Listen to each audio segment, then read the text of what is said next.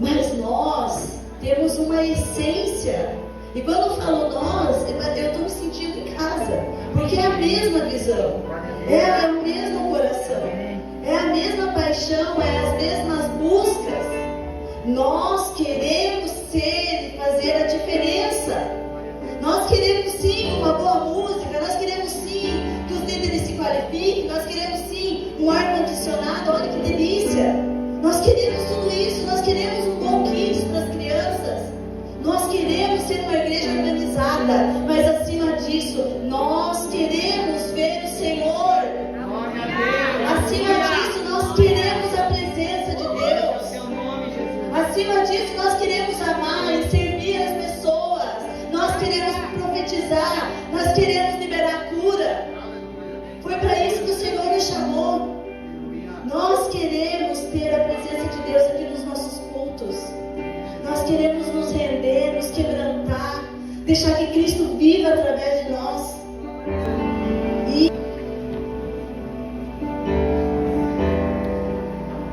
Boa noite a todos. Primeiramente, queria falar que é uma grande honra estar ministrando aqui, ainda mais sabendo que é o primeiro sábado. Mas é uma grande honra para nós estarmos aqui nesse dia, aniversário da igreja.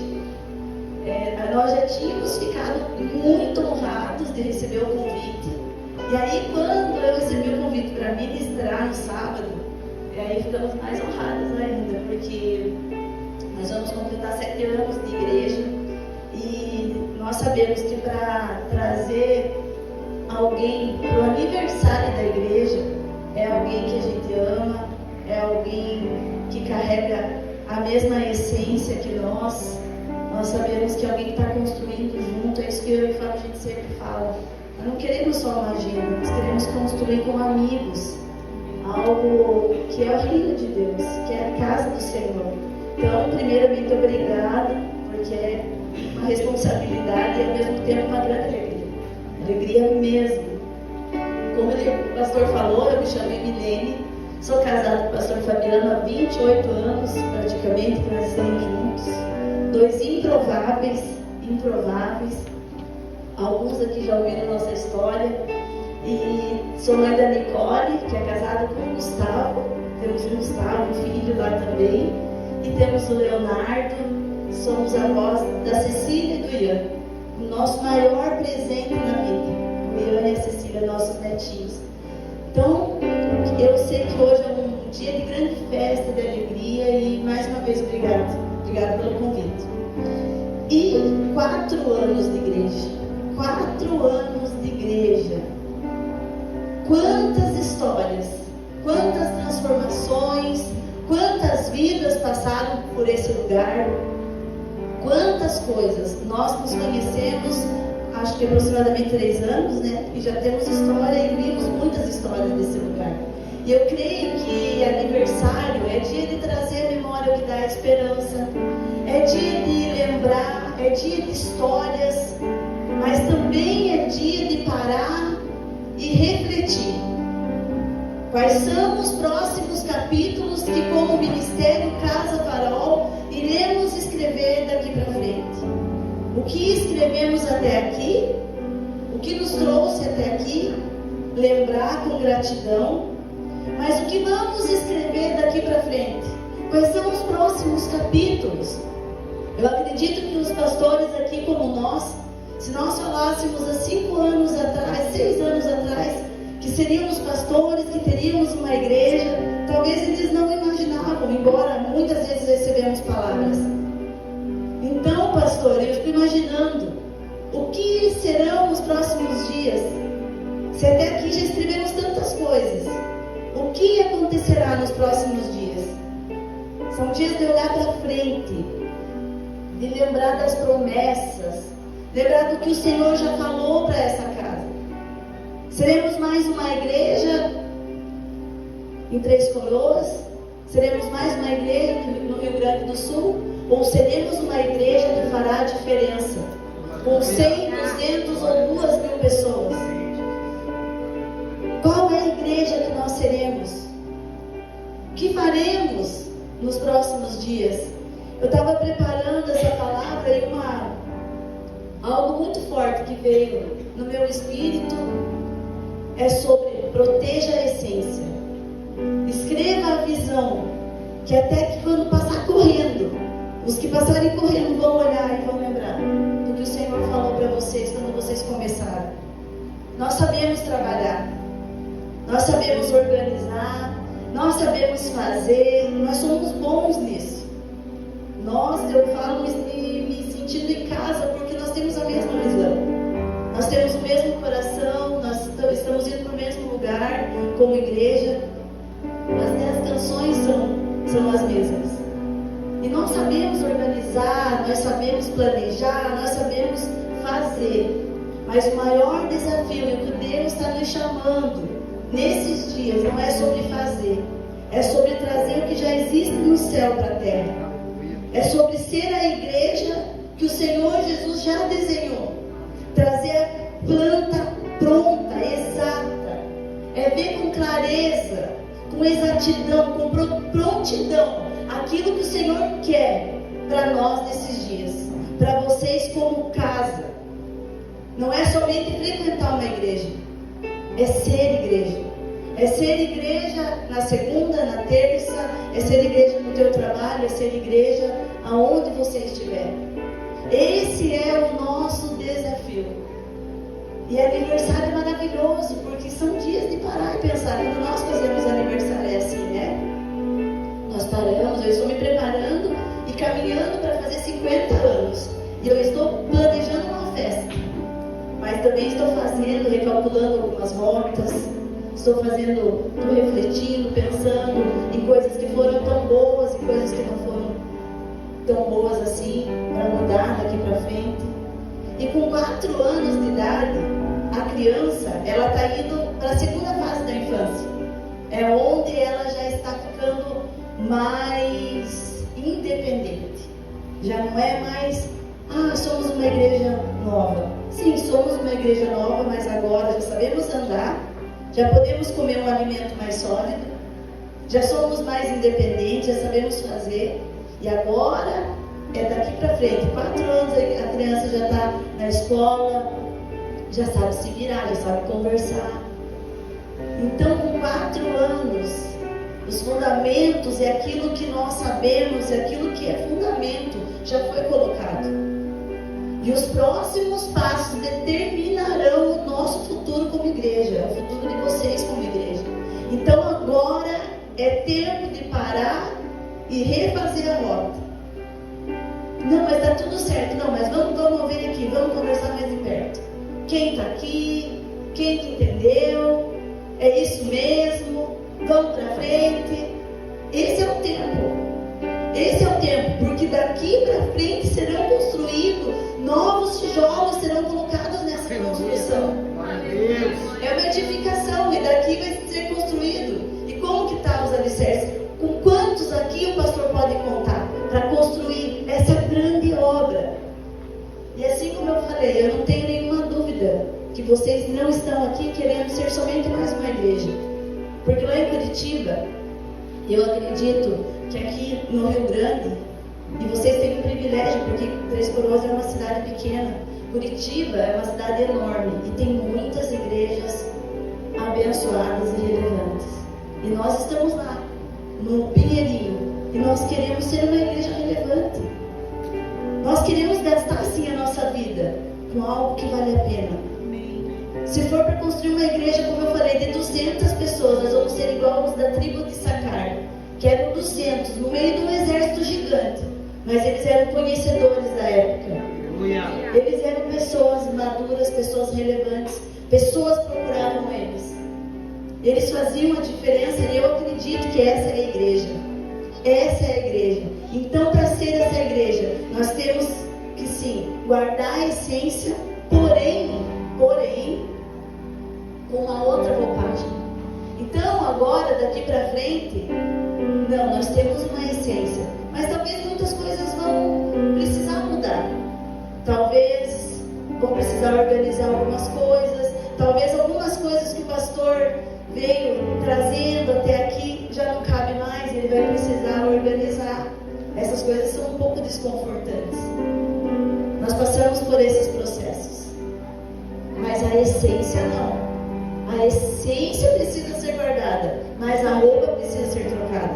A forma, o jeito, muitas vezes vai precisar mudar. E isso é bênção, isso é bom. Por quê? Porque nós queremos ser uma igreja bíblica. E a igreja que nós queremos, acredite, a igreja que nós queremos para o futuro é a igreja do passado. É algo que eu quero falar com você nessa noite. A igreja que nós estamos buscando, a igreja do futuro é a igreja do passado. E esses dias eu estava, essa palavra que eu preguei no aniversário da nossa igreja, foi uma palavra que Deus colocou no meu coração. E eu fui orando, né? Depois que eu recebi esse convite para ministrar, eu orando, eu lembrei dessa palavra e fiquei meditando e trazendo aquilo que o Senhor queria falar com vocês. E hoje nós vemos muitas fórmulas, muitas coisas. A internet, ela dá muitas estratégias, recursos, e são muitas coisas sobre como ser uma igreja. Ah, a tua igreja quer que a sua igreja cresça? 15 passos, 10 passos para ser a maior igreja da sua cidade. E um dia, eu estava fazendo uma pesquisa e tinha um pastor, ele é bem famoso, não vou citar o nome, mas é um pastor bem renomado. E eu vi um recorte no Reels dele na internet, que falava assim, 15 passos para a sua igreja crescer. E eu nunca tinha ouvido uma palavra dele, e eu fiquei curiosa e fui ouvir. E ele é um coach, ele é um pastor bem famoso. Eu falei, eu vou ouvir, só para ver o que esse pastor está falando. Não é a linha que eu gosto, não é o que eu acredito, mas eu vou ver o que esses pastores estão falando. E aí ele começou, 15 passos para a sua igreja crescer. Primeiro, uma música boa e de qualidade. Segundo, um espaço kids. E ele foi falando. Terceiro, cuide da sua estrutura, precisa ser agradável. Quarto, identidade virtual, uma boa e excelente mídia. 5, tempo de pregação, 30 minutos. 6, uma linha de ensino clara. 7, missões. 8, voluntários capacitados, pessoas bem preparadas, eloquentes. 9, formação ministerial, uma escola de teologia. Trabalhe com jovens, e aí ele foi falando. Suporte psicológico para as famílias, estrutura adequada, visão, missão. Os principais cargos da igreja precisam ser preenchidos por profissionais. E aí ele continuou, e ele foi falando, ele falou 15, depois ele foi falando, e eu fiquei esperando. Qual hora que ele vai falar? A presença de Deus, ser cheio do Espírito Santo. A palavra, líderes que expressem o caráter de Cristo. E eu fiquei esperando, ele foi falando, ele falou 40 minutos e nada. Ele não falou nada disso. E eu falei, amém, nós queremos isso. Quantos aqui? Vocês têm uma igreja linda. Linda a igreja de vocês. Muito capricho, muito zelo. Nós também queremos. Uma boa música que benção esse louvor. Mas nós temos uma essência. E quando eu falo nós, eu estou me sentindo em casa. Porque é a mesma visão. É o mesmo coração. É a mesma paixão. É as mesmas buscas. Nós queremos ser e fazer a diferença. Nós queremos sim uma boa música. Nós queremos sim que os líderes se qualifiquem. Nós queremos sim um ar-condicionado. Olha que delícia. Nós queremos tudo isso. Nós queremos um bom kit para as crianças. Nós queremos ser uma igreja organizada. Mas acima disso, nós queremos ver o Senhor. Acima disso, nós queremos a presença de Deus. Acima disso, nós queremos amar e servir as pessoas. Nós queremos profetizar. Nós queremos liberar cura. Foi para isso que o Senhor nos chamou. Nós queremos ter a presença de Deus aqui nos nossos cultos. Nós queremos nos render, nos quebrantar, deixar que Cristo viva através de nós. E isso, nem um curso, isso nem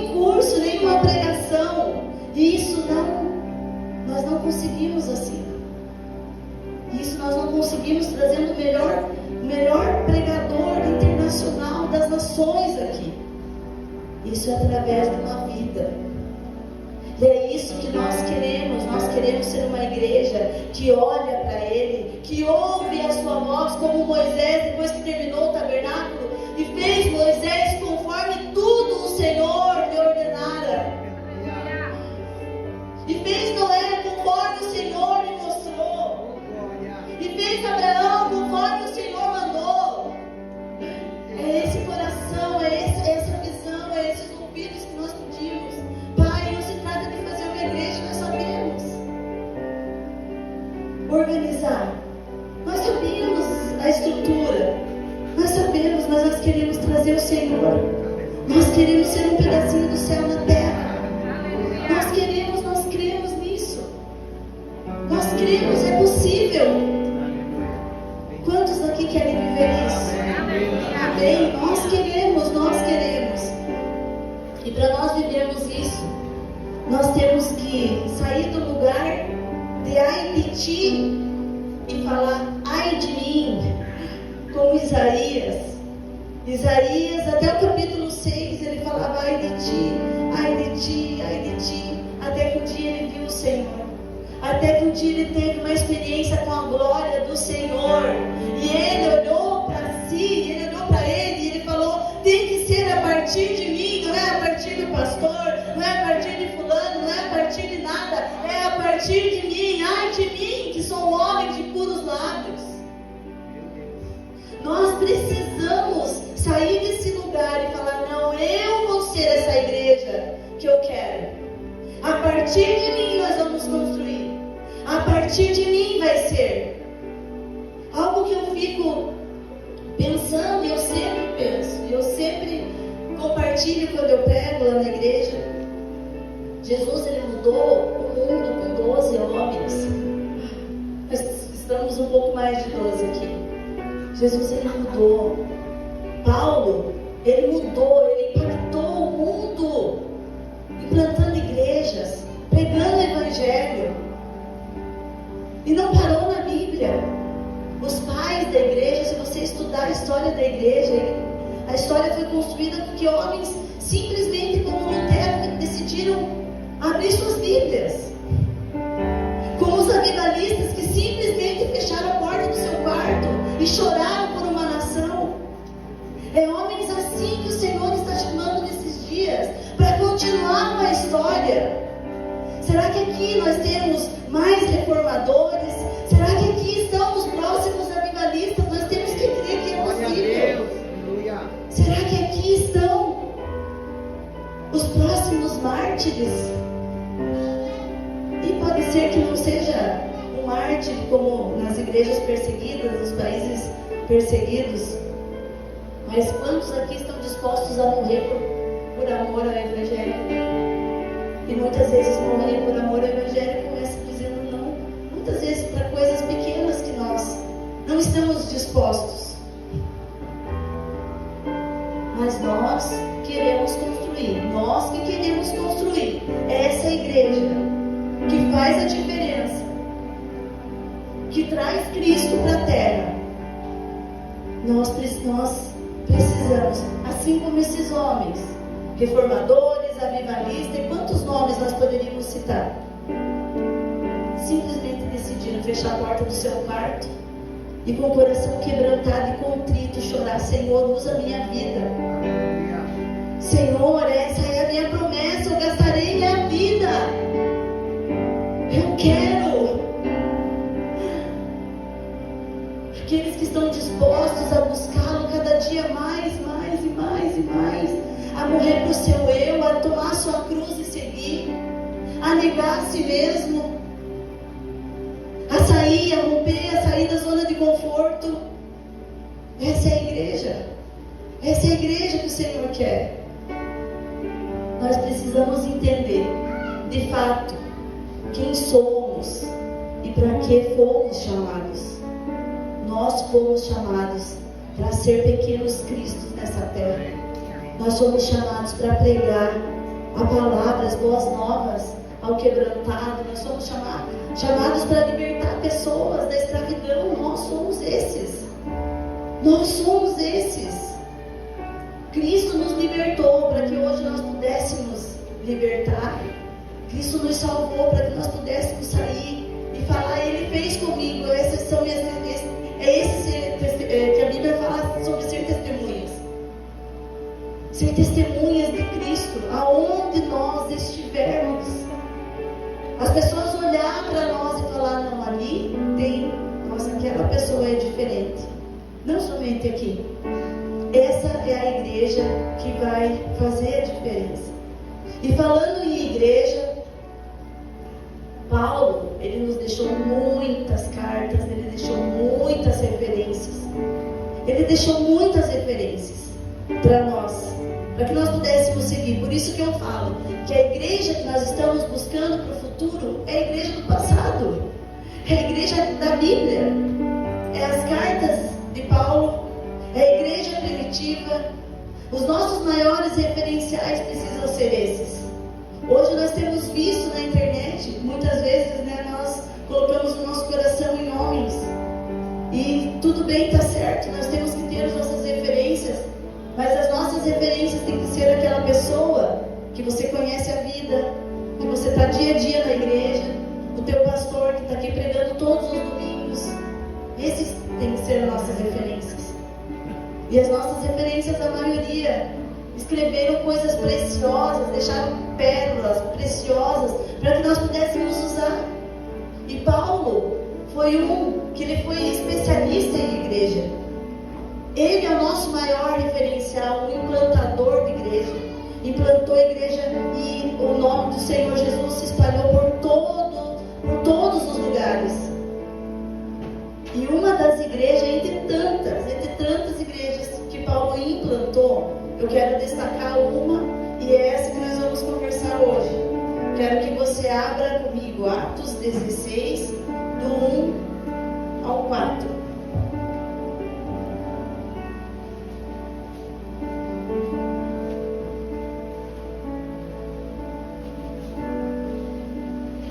Atos 16, do 1 ao 3, começando. Tendo passado por Anfípolis e Apolônia, chegaram a Tessalônica, onde havia uma sinagoga de judeus. Paulo, segundo seu costume, foi procurá-los e por 3 sábados, arrasou com eles acerca das Escrituras, ou conversou, falou com eles acerca das Escrituras, expondo e demonstrando ter sido necessário que o Cristo padecesse e ressurgisse dentre os mortos. E este, dizia ele, é o Cristo Jesus que eu vos anuncio. Como eu falei aqui, Paulo, o apóstolo Paulo, ele era um implantador de igreja, e ele implanta essa igreja, a igreja de Tessalonicenses. Ele tinha recém-implantado a igreja em Filipe, estava com Lídia e a família do carcereiro, que é uma igreja que eu gosto muito de falar. E passou por Anfípolis e Apolônia e vai para Tessalônica. Por quê? Porque era uma cidade importante, era uma cidade estratégica. Paulo era um homem estratégico. Se você for estudar as cartas e sobre as igrejas que ele implantou, ele ia, ele via, ele orava, ele via qual era o melhor lugar. Então essa igreja ele foi e ele procurou, ele chegou na cidade e logo ele procurou uma sinagoga, um lugar para que ele pudesse falar. E olha que ousadia, né? Paulo era o cara. E ali ele começou a falar, e a palavra fala que ele pregou 3 sábados. Você já imaginou chegar num lugar, reúne as pessoas, prega por 3 sábados, implanta a igreja e deixa. E essa igreja, nós vamos ver mais daqui para frente, se torna modelo, se torna exemplo. Com apenas 3 sábados, com apenas 3 sábados, 3 reuniões ministeriais, e ele vai embora e ele deixa a igreja pronta para alguém cuidar. Eu fico pensando, nós precisamos de muito mais de 3 sábados, né, pastor? Às vezes, né, para ensinar algumas coisas. Mas Paulo pregou 3 sábados. O versículo 4 fala assim: alguns deles foram persuadidos e unidos a Paulo e Silas, bem como numerosa multidão de gregos piedosos e muitas mulheres distintas. Então ali ele reúne na sinagoga dos judeus, e alguns se unem a eles, assim como uma multidão e de gregos piedosos e algumas mulheres. E ali começa a igreja de Tessalonicenses, com muita tribulação, perseguição, porque era uma igreja que começou a crescer, era uma igreja que começou a falar de Cristo, era uma igreja que começou a pregar, e as pessoas começaram a ficar com raiva, as pessoas começaram a ficar revoltadas com Paulo, as pessoas não queriam, tentaram de alguma forma impedir o crescimento, e eles falavam assim: estes que têm transtornado o mundo chegaram aqui. Esses que têm causado alvoroço, em algumas traduções, chegaram também aqui. Será que as pessoas aqui em Três Coroas podem falar isso? Aquela igreja está causando um alvoroço. O que está acontecendo que aquela igreja está crescendo tanto? Será que eles conseguem? Será que eles vão olhar para nós, ou nós vamos ser só mais uma igreja bonita? Não, eu acredito que não. Eu acredito que assim como nós lá em Curitiba, nós vamos fazer uma igreja relevante. Amém. E nós vamos aprender com Paulo. Eu quero que você abra lá em 1 Tessalonicenses 1. Nós vamos aprender o que essa igreja tinha. Nós aprendemos lá, né, com o pastor Coach, que precisa de algumas coisas. Agora nós vamos aprender com o apóstolo. O apóstolo Paulo, aquele que tinha a visão, aquele que trazia a planta pronta do céu, aquele que exalava Cristo, aquele que pregava o verdadeiro evangelho, aquele que sabia quem ele servia. Então fala assim, para começar: Paulo, Silvano e Timóteo, a igreja dos Tessalonicenses, a igreja, ministério, Casa Farol. Vamos profetizar. Em Deus Pai e nosso Senhor Jesus Cristo, a vocês graça e paz da parte de Deus e de nosso Senhor Jesus Cristo. Sempre damos graças a Deus por todos vocês, mencionando-os em nossas orações. Lembramos continuamente diante de nosso Deus e Pai o que vocês têm demonstrado. Então a primeira coisa que nós aprendemos aqui com essa igreja, a primeira coisa que nós aprendemos com o apóstolo Paulo, aquele que nós devemos seguir e copiar e aprender, a primeira coisa, ele orava.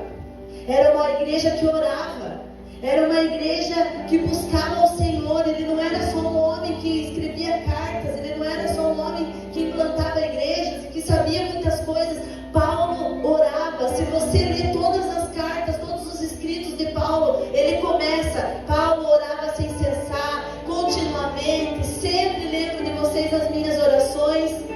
Essa é a primeira característica de uma igreja forte. Oração, uma coisa tão básica, mas quando eles, todas as vezes que tentaram parar o evangelho, todas as vezes que o evangelho se perdeu, que precisou de uma reforma, de um avivamento, eles tentaram parar a oração e a palavra, porque eles sabem que uma igreja que ora, que se dedica à palavra, é uma igreja forte, uma igreja que cresce, uma igreja que avança. E Paulo orava sem cessar, e aqui começa a primeira: ele orava sem cessar, ele orava pelas igrejas. Nós temos que orar pela nossa igreja, orar uns pelos outros. Eu sei que vocês fazem isso. E glória a Deus por pregar aqui num dia onde vocês estão encerrando, né, algo, um propósito tão lindo, que é orar toda sexta-feira no monte. Que isso não pare, que isso vire um hábito, que isso vire um hábito na vida de vocês, assim como lá em Curitiba, que vire um hábito, que vire algo que realmente é para ser comum, mas que muitas vezes, assim como eu ouvi aquele pastor, em nenhum momento ele falou em oração, em nenhum momento ele falou só de estrutura. Eu até entendo, talvez o propósito era esse, mas quantas igrejas nós vemos que tem estrutura, tem tudo, mas não tem o Deus da estrutura, o Deus que mantém tudo isso. Nós precisamos ser uma igreja que ora continuamente. E Paulo continua, lembramos continuamente no versículo 3, lembramos continuamente diante de nosso Deus e Pai, o que vocês têm demonstrado? Vamos lá, o que vocês têm demonstrado? O trabalho que resulta da fé. Esse é o ponto 2, se você quiser anotar. Primeira coisa, oração. Segunda coisa, um trabalho que é o resultado da fé, que flui, porque através da nossa fé, daquilo que nós cremos, o resultado da nossa fé, a fé que gera obras, a fé que gera obras, como o Senhor quer, com exatidão. A Bíblia fala que a fé sem obras é morta. E aqui nessa igreja, eles tinham um trabalho que resultava da fé, não era o contrário. Terceira coisa que ele continua falando, o esforço motivado pelo amor. Gente, que coisa mais linda! Não era uma obrigação, era um esforço, porque não adianta, por mais que a gente sabe que é Deus que faz, que o esforço, nosso esforço é ir para a cruz, nós sabemos que nosso esforço é estar aos pés do Senhor, mas existe esforço. O reino dos céus é tomado por violência, e os que se esforçam se apoderam dele. Existe sim um esforço, uma renúncia, um preço a ser pago, que se não for motivado pelo amor, é obra morta, vira uma obrigação, vira em algo que o pastor pediu, o pastor mandou, agora eu tenho que estar lá, agora eu tenho que sábado também, eu tenho que sexta, agora eu tenho que isso, eu tenho que aquilo. Essa igreja entendeu, e o esforço deles era motivado pelo amor, amor às vidas, amor a Deus, amor à obra, amor à igreja, amor aos pastores também. Era esse o esforço, não um esforço aleatório, um esforço motivado por um zelo, um esforço motivado por um zelo. E eles continuam, e a perseverança proveniente da esperança em nosso Senhor Jesus Cristo, porque essa igreja era uma igreja que esperava, aguardava ansiosamente a volta de Cristo. Alguns daquela época, conta a história, se você estudar, eles tinham parado de estudar, tinham largado seus empregos. Mais para frente, Paulo até exorta eles, porque eles esperavam, eles achavam que Jesus já ia voltar, eles viviam com essa motivação, então tudo era leve. O que eles faziam era motivado pelo amor, eles perseveravam, porque tinham uma esperança de algo maior que ia acontecer. Existe algo maior, é por isso que nós estamos aqui, é por isso que nós fazemos igreja, para que quando o Senhor voltar, nós possamos levar o maior número de pessoas conosco. Essa igreja entendeu isso, eles esperavam por algo maior, eles tinham uma esperança, e era para esse lugar que eles não olhavam para as coisas terrenas, eles não olhavam para as coisas terrenas, eles olhavam para algo maior. E no versículo 4 continua: sabemos, irmãos amados de Deus, que Ele os escolheu, porque o nosso Evangelho não chegou a vocês somente em palavra, mas também em poder do Espírito Santo. Olha a autoridade de Paulo, olha a autoridade que nós precisamos resgatar. Um Evangelho que não é só de palavra, um Evangelho que não é só de palavra, é um Evangelho que expressa poder, que expressa unção, poder, prática, vivência, transformação, paixão. Não é só uma palavra, não é só uma pregação, é algo que muda, é algo que move a minha vida. Essa igreja do Senhor quer que eu e você sejamos uma igreja que tem autoridade, porque não são palavras de sabedoria, não são palavras bonitas, é uma palavra que expressa poder e autoridade no poder do Espírito Santo, não naquilo que nós temos por nós mesmos. O mundo está cheio de pessoas que falam bonito, e nós vemos aí tantas coisas. temos que ser como esses da Bíblia. Nós temos que ser como aqueles que transformaram o mundo. E o versículo continua em plena convicção. Você sabe o que significa uma plena convicção? Uma plena certeza. Algo que é completo, não é pela metade. Eles tinham uma convicção profunda daquele que eles serviam, daqueles o que eles queriam fazer, aonde eles queriam chegar. Você tem no seu coração essa plena convicção? Porque quando o teu coração se encher dessa plena convicção, quando você de fato for convicto daquilo que o Senhor tem, daquilo que o Senhor quer na sua vida, você vai transformar por onde você passar. Você vai causar alvoroço por onde você passar. E esses homens, eles sabiam o que eles estavam vivendo, para quem eles estavam vivendo, para quem eles estavam gastando a sua vida, para quem que eles estavam renunciando, aonde eles queriam chegar. E ele continua: vocês sabem como procedemos entre vocês em seu favor. De fato, vocês se tornaram nossos imitadores e do Senhor. Apesar de muito sofrimento, receberam a palavra com a alegria que vem do Espírito Santo. No meio de perseguição, no meio de provação, no meio de dificuldade, no meio de tantas tribulações, de tantas coisas, eles receberam, eles se tornaram imitadores de Cristo, pequenos cristos espalhados pela terra. Foi isso que aconteceu com essa igreja. Em meio a tantas provações, eles receberam com alegria a palavra do Senhor. Será que hoje nós estamos de fato alegres, cheios da alegria em renunciar, em obedecer, em gastar as nossas vidas por esse Evangelho? Ou será que assim como Davi nós temos que falar: Senhor, devolve-me a alegria da salvação, devolve o zelo, a paixão, o amor pelas primeiras obras,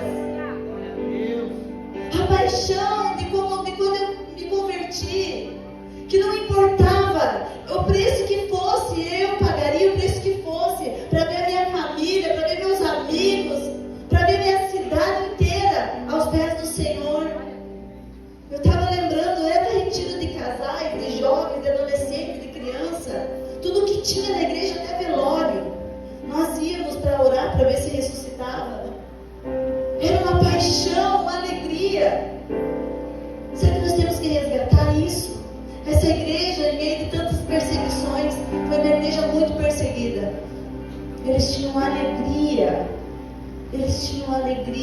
apesar de muito sofrimento. Eu fico pensando, qual foi o sermão que Paulo usou nesses 3 sábados para causar tanta paixão, tanto amor naquele povo, para que essa igreja chegasse no nível que ela chegou, para que essa igreja entendesse tudo o que ela entendeu. O que foi o que Paulo falou? O cara que apanhava, tinha acabado de ser preso, tinha acabado de passar preso com Silas, apanhado, sofrido, estava indo para a morte, estava sendo perseguido. Eu fico pensando, será que ele fala qual foi a palavra? Você vai vencer, você vai ganhar, você vai... Não foi.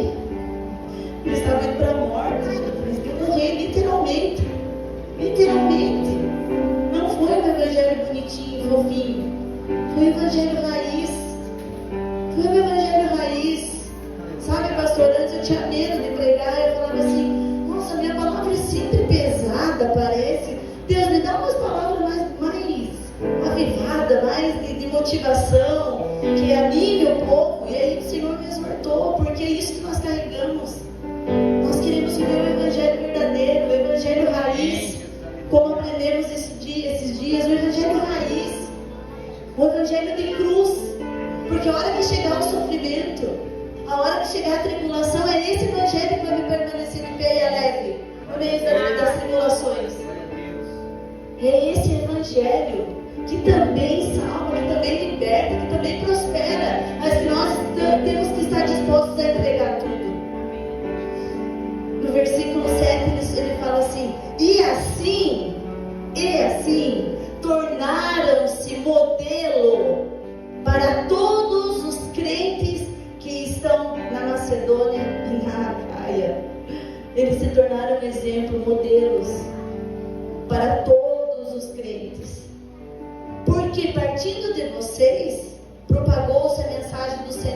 na Macedônia e na Acaia.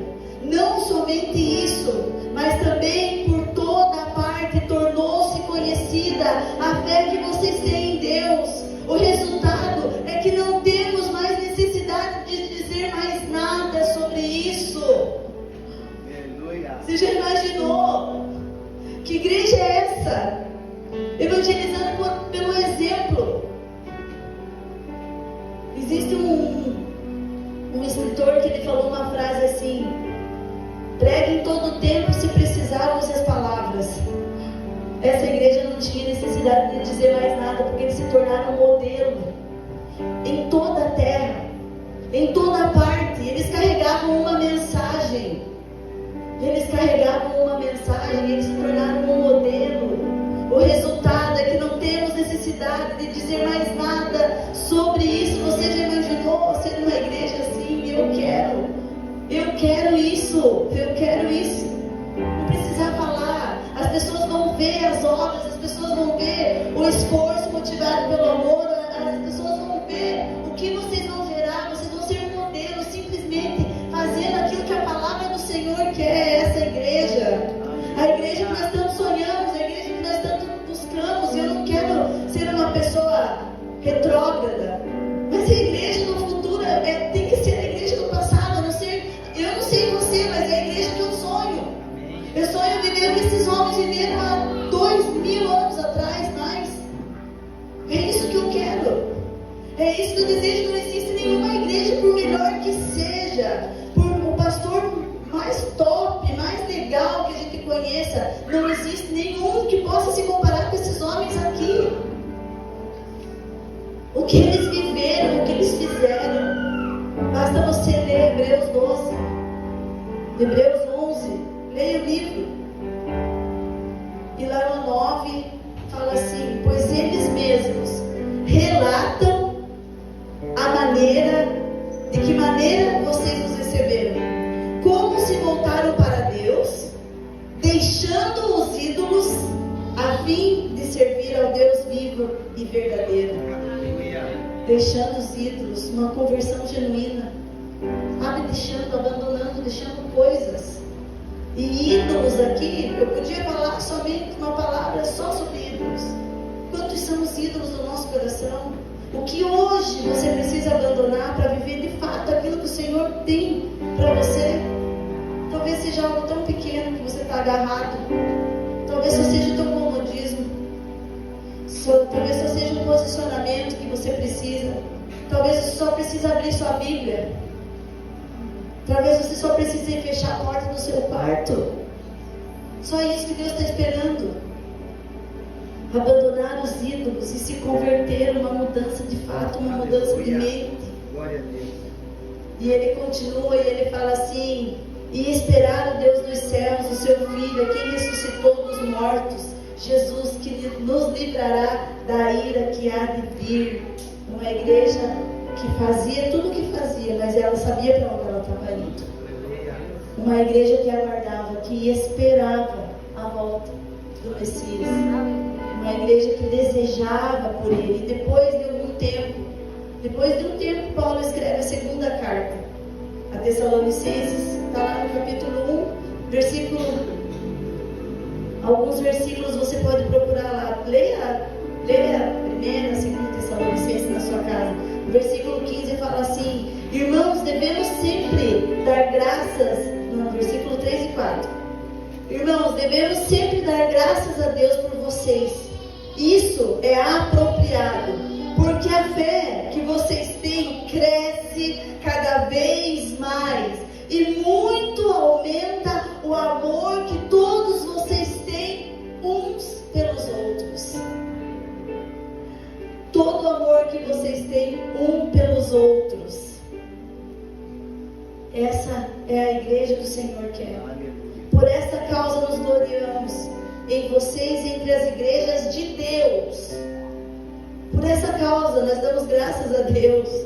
Entre as igrejas de Deus, entre todas as igrejas, nós glorificamos o Senhor pela vida de vocês, pela perseverança, a fé que mostram em todas as perseguições, tribulações que vocês estão suportando. Aleluia. Essa é a igreja.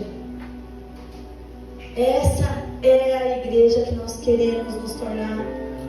Essa é a igreja que nós tanto queremos ser. Essa é a igreja. Eu queria que você se colocasse de pé. Eu queria que você fechasse os seus olhos.